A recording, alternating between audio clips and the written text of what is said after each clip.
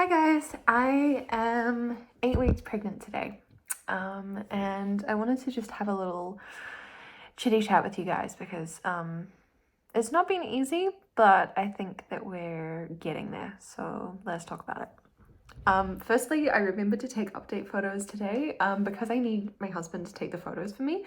It's actually quite difficult with everything that's going on and being so tired and everything to find time to actually take the photos. So anyway, this is the top that I'm wearing for all of my updates. The jeans currently like sit up here, right? Because I'm still looking very normal. This is extremely normal for me, but it's gonna have so much room. These probably not, they'll probably end up like down here. I don't know. Or just like open, undone, can't do them up, just wear them for photos.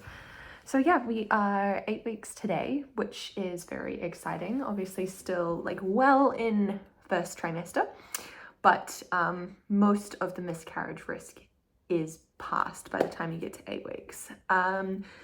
Symptoms wise, they sort of say that like, well, if you're feeling really bad and really tired and really sick, at least you know the baby is fine.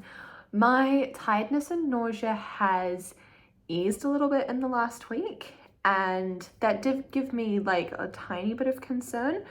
But at the same time, if I'm really honest with myself and I'm like, okay, let's like think about food like we normally would, I'm like, no, don't want to do it. So I think that honestly, my body is just very adaptable. And I remember when I started taking iron supplements like a couple of years ago, and they say like, oh, iron supplements can like stop you being regular, and so you want to take supplements to help with that.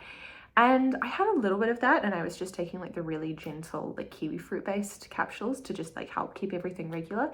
And after 2 weeks, I didn't need to take them anymore. My body went back to what it normally does while still taking iron supplements every day. It just like adjusted.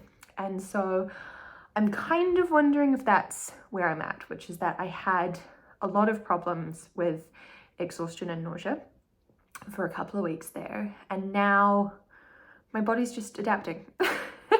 It's just like, no, this sucks. Let's figure out a way around it. And so my energy levels have definitely increased, and I'm able to eat more, and I'm able to just like get through my days whilst feeling less nauseous. I think that's partly my body adapting. I think also mentally, like pregnancy is just such a time for like really hard, like no prisoners taken prioritization. Like you just have to, because when you are so exhausted that like I would be basically crawling. I mean, I'm really lucky. I have this chair. This is actually like totally a hairdresser's chair. Anyway, let me put it up higher so you can see it. Haha! So it has like a saddle part to it, right? So you sit on it and you can just like move yourself around, right? So there has been days where even to just get through like making something really basic to eat and then eating it, I'm not standing up past like 5:36 p.m. I'm on this just wheeling myself around because that's all I can do. So when like that is your let me get back to normal height. Here we are. When that is your reality, you just don't get to care or worry about stuff that doesn't really matter anymore. Like you just have to prioritize. And so I think that this has been a really great time for that. Like it's tough, but it's also nice. It's also like a nice little reality check. You just don't have time for the BS anymore. So yeah, that's kind of where we're at. I have my first midwife appointment in 2 weeks, so that'll be when I'm at 10 weeks. I need to find out from her about booking my first ultrasound, or I might just try call them up in the next couple of days. I just hate calling people on the phone, you know, and when I don't know the thing and I'm just calling up being like, oh hi, I think I need to book this thing at some point. I hate that. But maybe I'm gonna be super big and strong and I'm just gonna call them. That would be exciting. So yeah, first midwife appointment at 10 weeks, and then should have my first ultrasound between kind of 12 and 13 weeks. So that will be exciting because by that time, baby would be the size of a lime, I think. I didn't mean to memorize all the fruits, but I kind of memorized all the fruits. So today is raspberry day. So baby's the size of like a raspberry. I don't know, what have I got here that's kind of the size of a raspberry? Like this hair clip. See? I got these to help keep my hair out of my face when I'm doing stuff. See? So the size of a hair clip or a or a raspberry, which is really exciting. So yeah, looking forward to that. I will say that like trying to focus on normal life is a bit hard when you do have something else to focus on. This tiny little hair clip growing inside. And that's just kind of a struggle in and of itself. And I'm trying to keep balance there. And honestly, with that prioritization, like it kind of means that I have to focus on what I can control and what's in front of me right now. Like when I was dealing with the bad nausea and exhaustion like a week ago, if I tried to like plan ahead, what I could eat, like what I could do, what I could get done on the house, because we're still trying to finish renovations, all of that, like there was nothing. I couldn't plan anything, and it was just really, really discouraging. And so what I realized was that I can only control like today and what I'm doing right now. So let's get through that and then see where we are tomorrow and take it a day at a time. And that has been really helpful for me. And I mean, that's something that people have always encouraged, can't even talk, me to do. But as someone who was, you know, conditioned to be very anxious as a child, that's really hard. And so it is something that I'm really able to learn for myself now, and actually decide for myself is actually the most helpful thing in the moment, because the trying to plan ahead and thinking about, oh, what if this, what if that, it just doesn't work. So yeah, planning ahead, keeping myself busy enough so that I am not too focused on feeling tired and nauseous, but without overdoing it. And yeah, it's a balance every day, it really is, but I think I'm getting better at it. I think that we are getting there a bit more. And if I get too worried about like, oh my gosh, are my symptoms gone? Like, is this a bad sign? I just think about regular food and nope, it's right there. I am struggling today still, like trying to focus on things when I am tired, nauseous, my temperature regulation is not good. I was cold, now I'm too hot, you know. It's not easy. It's not easy, but glad to be here.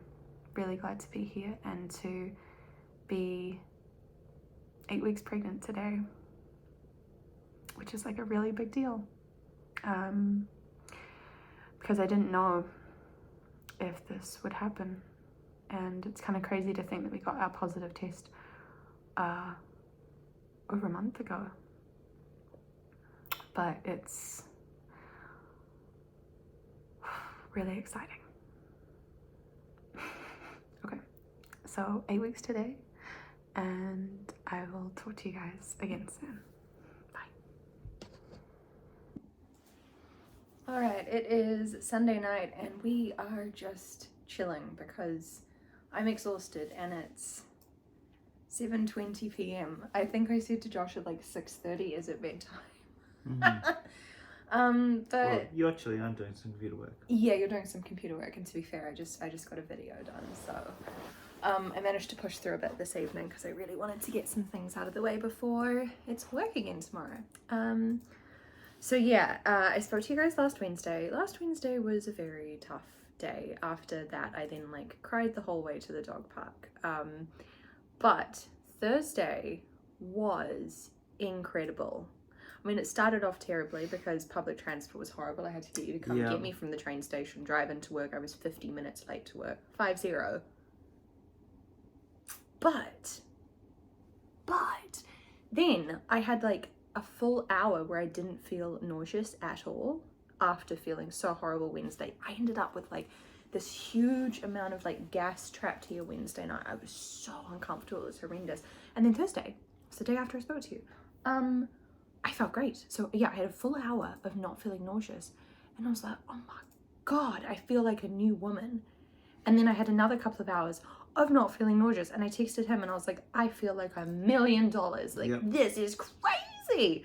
And then I ended up having another couple of hours of not feeling nauseous. I think I counted it was 5 hours total that I didn't feel nauseous. And it was amazing. I mean, during that, I wasn't just like eating regular food, thinking about food, like jumping up and down. You know, I wasn't going crazy, but I was actually able to get through my day normally. I wasn't needing to eat constantly. I actually had like a second coffee and it didn't feel like too much for my stomach, which was really nice. It was still decaf. Don't worry, the caffeine level is still very good over here. But I just felt normal and it was just awesome to feel normal for 5 hours. It was so good. I also had my review at work on Thursday and they said that I was amazing, which is so nice. You are amazing. Thank you, honey. So yeah, that was really, really good. And then Friday I struggled a bit more, and then yesterday I was quite good again. I didn't have any like time where I didn't feel nauseous like I did on Thursday, but it seems to be kind of going in like one day is like quite good and then the next day is a bit of a struggle, and then quite good and then a bit of a struggle. So today, based on that, not that I'm like trying to plan ahead or anything, but today was struggle day, which I kind of feel. I was saying to Josh just before, I made dinner. It was really basic. It was exhausting to make, but I can basically do it on autopilot. So I just cooked some veggies, some tofu. I made kind of like a teriyaki sauce and I chucked the rice in the rice cooker. And I just had that, but like I was struggling to eat all of my dinner, but I know I needed to eat it because it wasn't even a huge serving, but I was like, I know I'm gonna need this. 20 minutes later, my stomach feels like it's grumbling again. And I'm like, how can I be both too full and too hungry at the same time? It doesn't make sense. So yeah, but that's kind of where we're at. It feels pretty kind of typical based on people's symptoms for first trimester. Again, the nausea's still like more under control than it was, and the tiredness, to be honest, like it's pretty debilitating, but it's not quite as debilitating. And I think that where I know I can just kind of just not need to be functional, my body's kind of taking advantage of that. And when I know I need to be more functional, it's able to kind of rally a bit more and keep me a bit more functional when I really need it. So long as I don't like overdo that and try to do too much all at once all the time, I think that that's just going to help make my life a bit easier. So yeah, we are at 8 weeks and 4 days today, which is exciting. Mm-hmm.